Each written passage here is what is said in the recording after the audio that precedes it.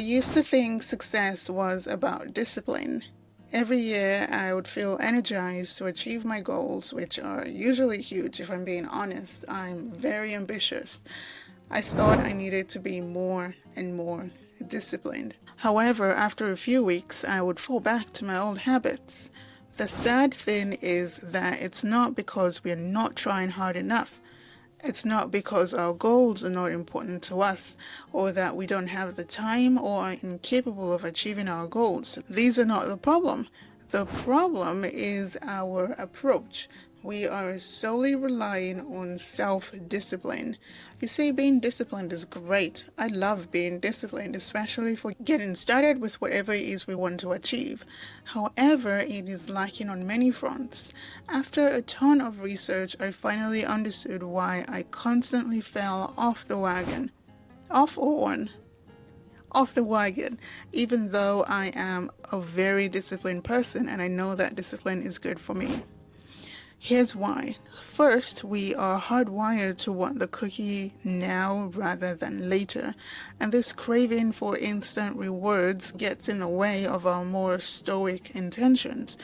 This urge to satisfy cravings immediately often leads us down a path of procrastination and impulsive decisions. This is called instant gratification bias. Next, our willpower is limited. Think of willpower as the battery on your phone. It runs out as you use it. By the end of the day, after making 1,000 little decisions here and there, our mental stamina dips and our self-control with it. It's not just a feeling, it's a physical drain that makes discipline a heavier lift as the day goes by. Number 3, stress and emotional distress.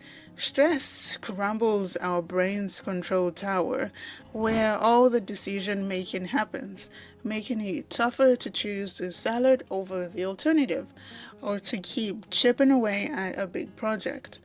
When we are stressed, impulsiveness kicks in hard, tempting us away from being disciplined or from doing what we intend to do. Number 4, habitual responses. Our brains love efficiency, and nothing is more efficient than a habit.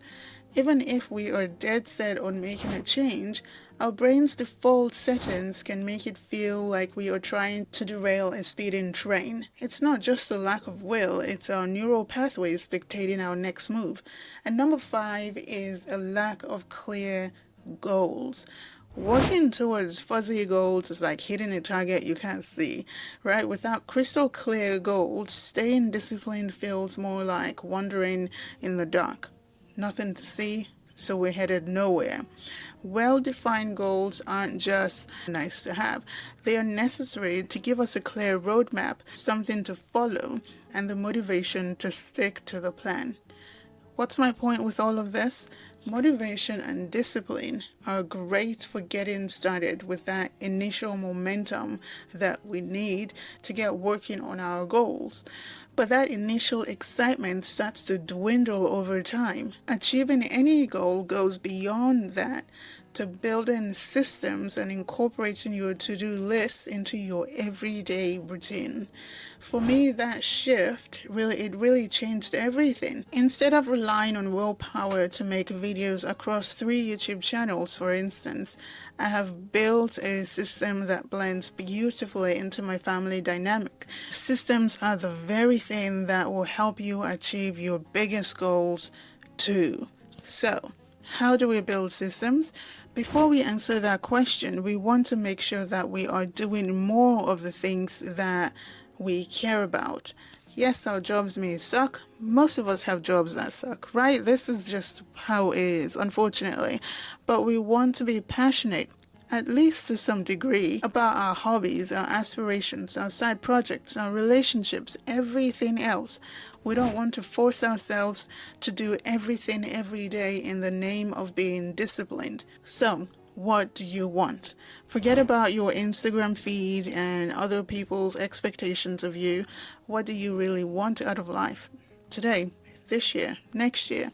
Start small, Work on your project for half an hour, do a little here and do a little there. Build consistency first before intensity. So, how do we develop systems? Develop routines for repetitive tasks before you make them more efficient and minimize the effort they require. Insert your new tasks into your morning routine or your lunchtime routine or your nighttime routine so that those items become a part of something that you naturally do.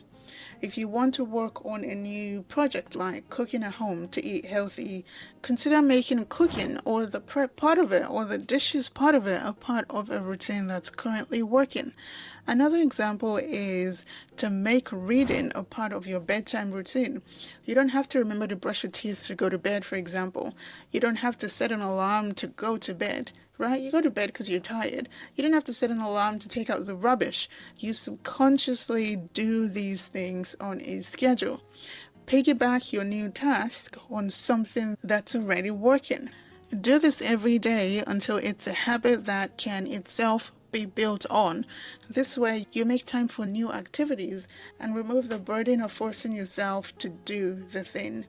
Research conducted in 2010 by Lally and colleagues tell us that building a system based on habits reduces cognitive load and ensures our consistency. We will actually follow through because we've piggybacked it on something else that's working. Then we want to reflect as often as we need to. There's nothing more important than feedback mechanisms to help refine our systems and our time. So sit down with yourself and review your goals, what's working, what isn't, assess your progress and pivot if need be, so that you can stay in control of the direction that you are headed. This way you aren't just walking or working hard in circles, but you are actually moving forward and doing so with intention. Thank you so much for watching. I will catch you in the next one. Bye.